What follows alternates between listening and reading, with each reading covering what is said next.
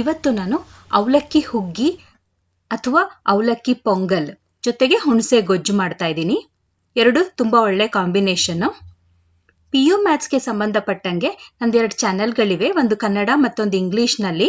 ಲಿಂಕನ್ನು ಡಿಸ್ಕ್ರಿಪ್ಷನ್ ಬಾಕ್ಸ್ನಲ್ಲಿ ಹಾಕಿರ್ತೀನಿ, ಒಂದ್ಸಲ ಚೆಕ್ ಮಾಡಿ. ನಿಮ್ಮಲ್ಲಿ ಯಾರಾದರೂ ವಿದ್ಯಾರ್ಥಿಗಳಿದ್ರೆ ಉಪಯೋಗ ಆಗಬಹುದು.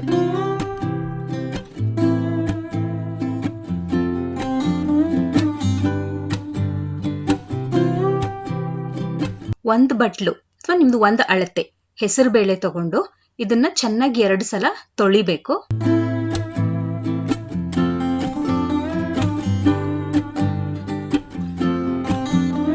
ಇದು ತೊಳೆದ ಹೆಸರುಬೇಳೆ.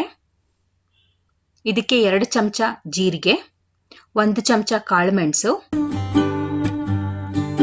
ತುರಿದಿರೋ ಶುಂಠಿ, ಒಂದು 5-6 ಹಸಿಮೆಣಸಿನಕಾಯಿ ಸೀಳಿದೀನಿ, ಒಂದು 3/4 ಬಟ್ಲು ತುರಿದ ಒಣಕೊಬ್ಬರಿ, ಒಂದು ಸ್ವಲ್ಪ ಗೋಡಂಬಿ, ಅರಿಶಿನ, ಚೂರು ಎಣ್ಣೆ, ಮತ್ತೆ ಬೇಯಕ್ಕೆ ನೀರು. 1 ಬಟ್ಲು ಹೆಸರುಬೇಳೆಗೆ 3 ಬಟ್ಲು ನೀರು ಬೇಕಾಗತ್ತೆ ಕಡೆ ಪಕ್ಷ ಅಂದ್ರೂ. ಇದನ್ನ ಕುಕ್ಕರ್ನಲ್ಲಿ 3-4 ವಿಜಲ್ ಕೂಗಿಸ್ಕೊಂಡು ಬೇಯಿಸ್ಕೊತೇನೆ.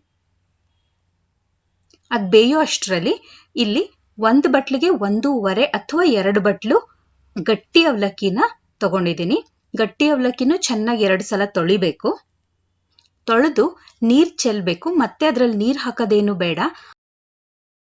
ನೋಡಿ, ನೀರ್ ಚೆಲ್ಲಿ ತೊಳೆದಿದ್ದೀನಿ. ನೀರೆಲ್ಲ ಪೂರ್ತಿ ಹೋಗಿಸ್ಬಿಟ್ಟು ಆ ಒದ್ದೆನೆ ಅದು ಮೆತ್ತಗಾಗತ್ತೆ. ಬೇಳೆ ಬೇಯೋವರೆಗೂ ಮುಚ್ಚಿಟ್ಬಿಡ್ತೀನಿ. ಈಗ ಬೇಳೆ ಬೆಂದಿದೆ. ನಾನು ಒಂದು ಪ್ಯಾನ್ ಅಲ್ಲಿ 4 ಗೋಡಂಬಿ ಮೇಲೆ ಗಾರ್ನಿಶಿಂಗ್ಗೋಸ್ಕರ ಕರ್ದಿಟ್ಕೋತೀನಿ. ಈಗ ಒಗ್ಗರಣೆಗೆ ಸಾಸಿವೆ, ಸುಮ್ಮನೆ ಮೇಲೆ 2 ಹಸಿಮೆಣಸಿನಕಾಯಿ, ಕರಿಬೇವು ಇಷ್ಟು ಹಾಕ್ತೀನಿ.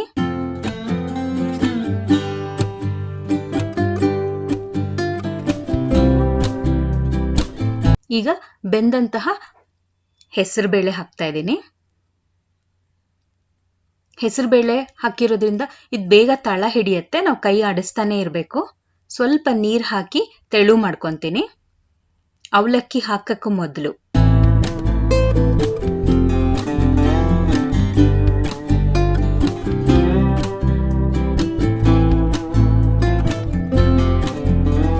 ಈಗ ನೋಡಿ, ನಾನು ನೀರು ಹಾಕಿರ್ಲಿಲ್ಲ, ಬರೀ ತೊಳೆದ ಅವಲಕ್ಕಿ ಎಷ್ಟು ಮೃದುವಾಗಿದೆ ಅಂತ.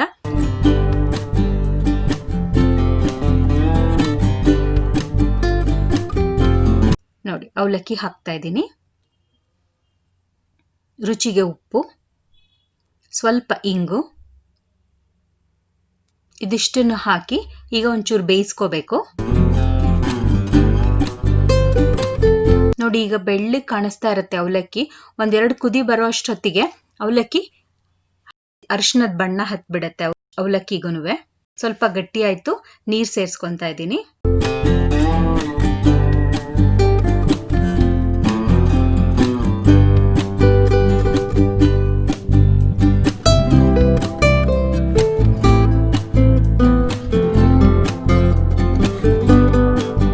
ಕುದಿ ಬಂದಿದೆ. 2 ನಿಮಿಷ 2-3 ನಿಮಿಷ, ಜಾಸ್ತಿ ಹೊತ್ತು ಬಿಡಕ್ಕಾಗಲ್ಲ, ತಳ ಹಿಡಿದ್ ಬಿಡತ್ತೆ. ಕಡೆಯಲ್ಲಿ ಕೊತ್ತಂಬರಿ ಸೊಪ್ಪು ಹಾಕೊಂತೀನಿ. ನೀವು ಹುಣಸೆ ಗೊಜ್ಜು ಮಾಡಲ್ಲ ಅಂದ್ರೆ ಒಂಚೂರು ನಿಂಬೆ ರಸ ಸೇರಿಸ್ಕೋಬಹುದು ಹುಳಿಗೆ. ನಾನು ಹುಣಸೆ ಗೊಜ್ಜು ಮಾಡ್ತಿರೋದ್ರಿಂದ ನಿಂಬೆ ರಸ ಹಾಕ್ತಾ ಇಲ್ಲ.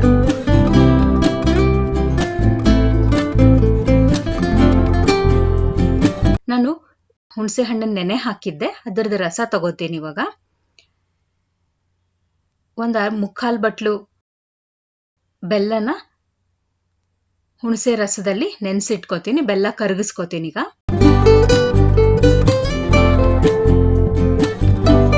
ಇದನ್ನ ಶೋಧಿಸ್ಕೋಬೇಕು.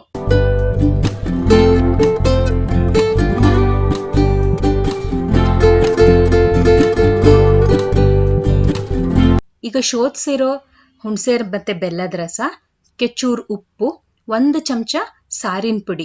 ನಿಮ್ಮ ಹತ್ರ ಸಾರಿನ ಪುಡಿ ಅಕಸ್ಮಾತ್ ಇಲ್ಲ ಅಂದ್ರೆ ಅಚ್ಕಾರದ ಪುಡಿನಾದ್ರೂ ಹಾಕಬಹುದು. 1 ಚಮಚ ಹಾಕಿದ್ರೆ ಸಾಕು, ನಮ್ ಗೊಜ್ಜು ರೆಡಿ ಆಗತ್ತೆ. ನೋಡಿ, ಇದರಲ್ಲಿ ಹುಳಿ, ಸಿಹಿ, ಖಾರ, ಉಪ್ಪು ಎಲ್ಲ ಇದೆ. ಮೇಲೊಂಚೂರು ಒಗ್ಗರಣೆ ಹಾಕೊಂಡು ಒಂದೆರಡು ನಿಮಿಷ ಕುದ್ರೆ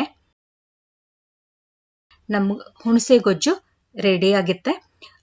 ಹುಗ್ಗಿ ಜೊತೆ ತುಂಬಾ ಒಳ್ಳೆ ಕಾಂಬಿನೇಷನ್.